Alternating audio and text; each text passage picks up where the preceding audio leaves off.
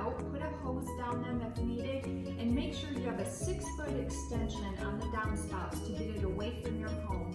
This is one of the #1 problems for water in your basement.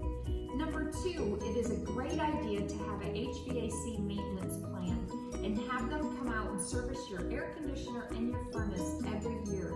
It extends the life of your equipment. Number 3, it's a great time to test all your smoke detectors and carbon monoxide detectors and replace batteries if needed. Just an extra tip to keep your home safe. Your dryer vent.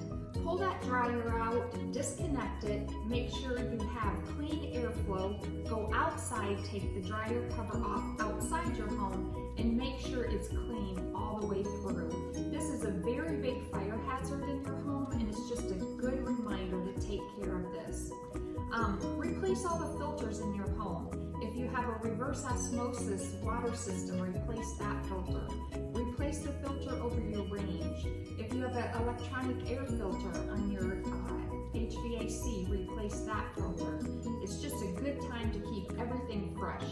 And the last thing is just declutter and do some deep cleaning around your home. So 6 quick, easy tips. Hope you have a wonderful day. Thank you so much.